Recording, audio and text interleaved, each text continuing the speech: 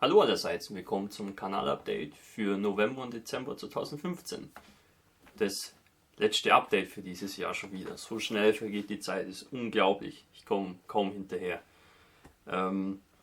Jetzt geht ja auch wieder die Modellbausaison los für viele, wenn es draußen wieder kälter wird und man sonst keine größeren Verpflichtungen hat, außer man rennt durch die Innenstadt und versucht irgendwelche Geschenke einzukaufen.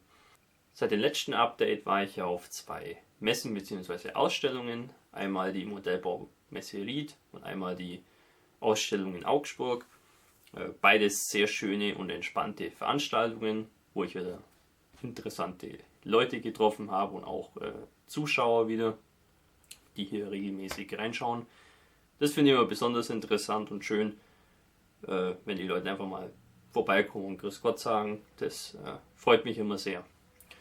Und da habe ich auch von dem kleinen Zuschauer hier den Bausatz geschenkt bekommen. Vielen Dank nochmal. Das ist echt eine nette Sache und den kann ich auch gut brauchen für eine Sache, die ich demnächst machen will. Das werdet ihr dann auch sehen. Ja, ansonsten Ried. Ein bisschen schade fand ich in Ried, dass man jetzt, was die Händler anging, nicht so schön einkaufen konnte wie sonst. Die Preise waren teilweise etwas zu hoch für meinen Geldbeutel.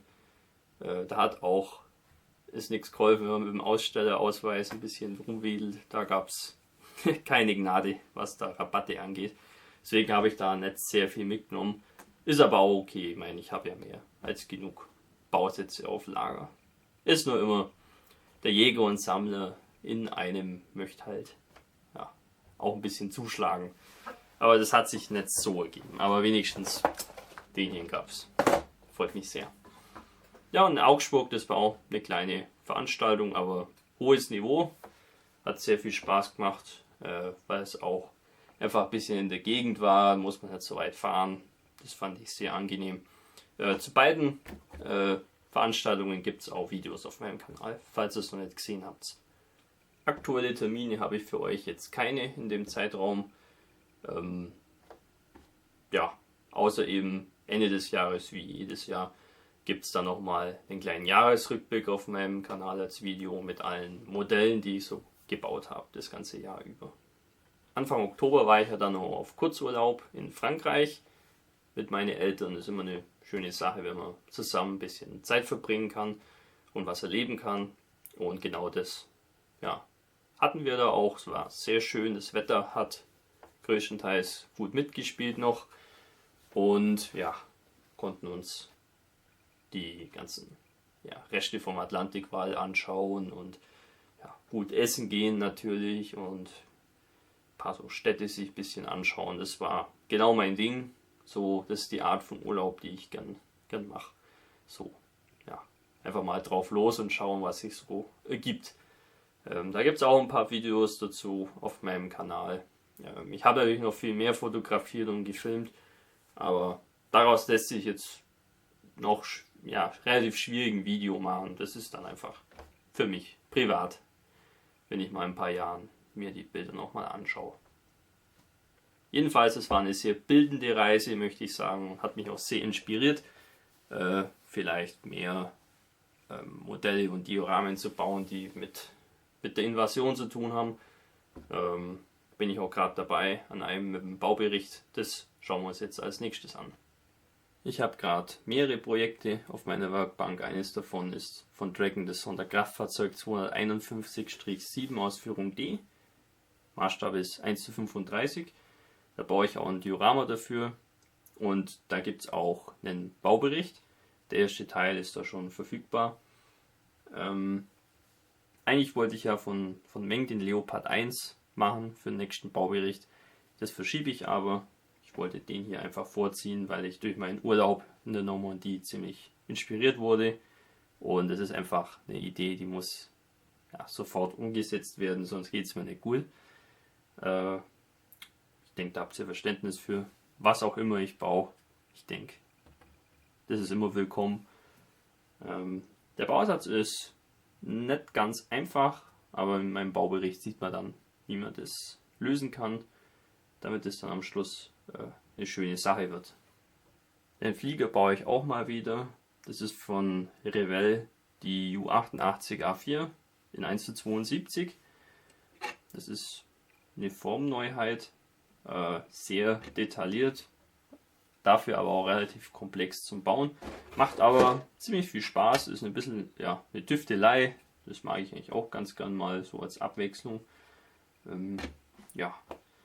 Das Schöne daran ist, man kann mit dem Bausatz eine Maschine vom Lehrgeschwader 1 bauen, den sogenannten Helbig Flyers. Ich lese da gerade ein Buch über deutsche Kampfpiloten im Zweiten Weltkrieg. Jeder kennt die Jägerpiloten oder auch die Nachtjäger. Und bei den Stukas kennt man den Rudel, aber von den Bombern landläufig kennt man da eigentlich keinen. Was eigentlich ziemlich schade ist, waren nämlich auch ein paar ziemlich große Persönlichkeiten da dabei. Und einer davon ist eben der Helbig und eben sein Flugzeug möchte ich bauen.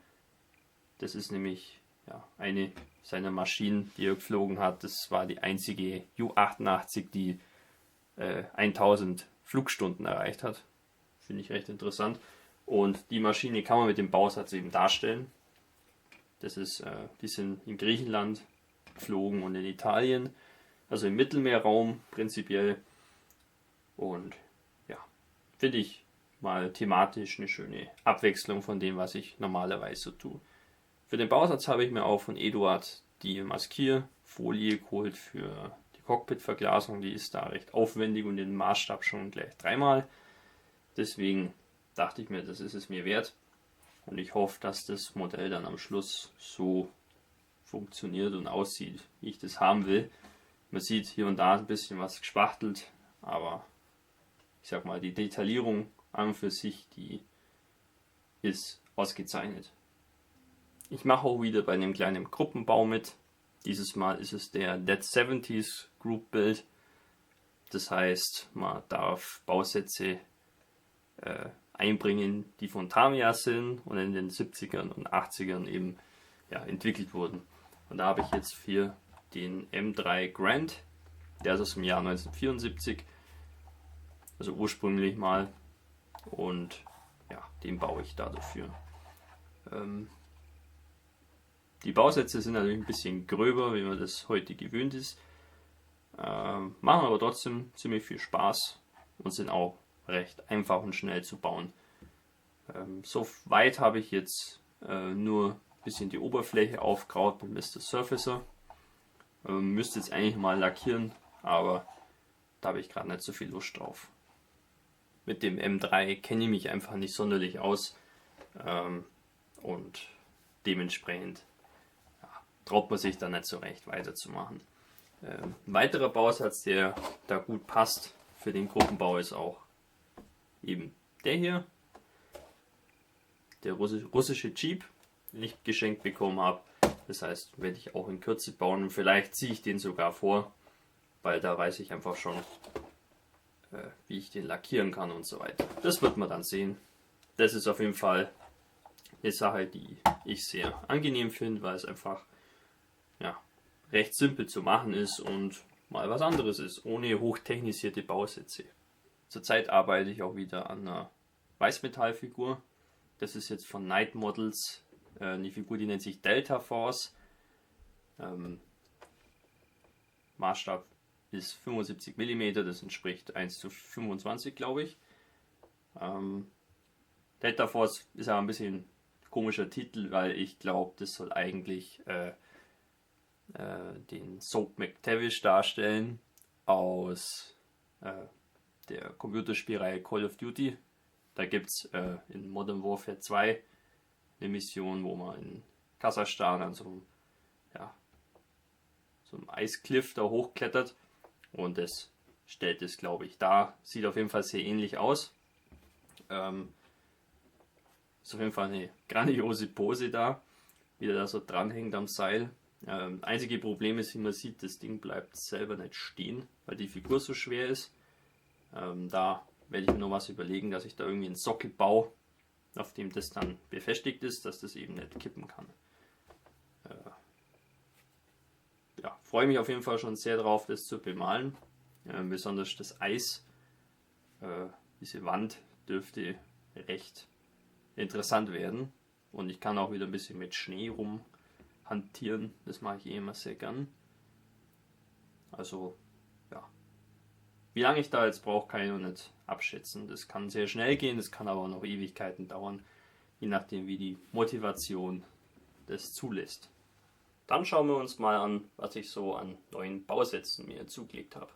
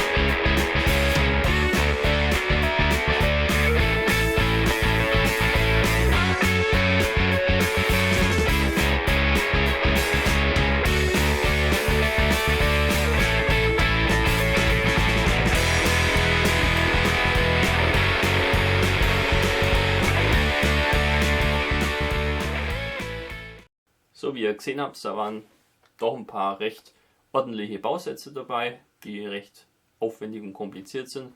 Das sind genau die Sachen, die man so braucht über die Weihnachtsfeiertage, wo man wirklich mal Zeit hat, jeden Tag ein paar Stunden daran zu arbeiten. Und dann ist das Erfolgserlebnis natürlich auch entsprechend groß, wenn man dann schafft, in 4-5 Tagen so ein Modell fertigzustellen. Ja. Der Sturmtiger zum Beispiel, den möchte ich noch ein bisschen aufwerten mit Fotonetzteilen und so. Aber das sehen wir dann, wenn es soweit ist. Ich wünsche euch eine schöne Vorweihnachtszeit noch, ein frohes Fest und schon mal im Voraus einen guten Rutsch, weil wir vorher ja kein Update mehr haben. Wir sehen uns dann im nächsten Update, im nächsten Jahr wieder. Frohes Basteln, euer Hamika Bakas.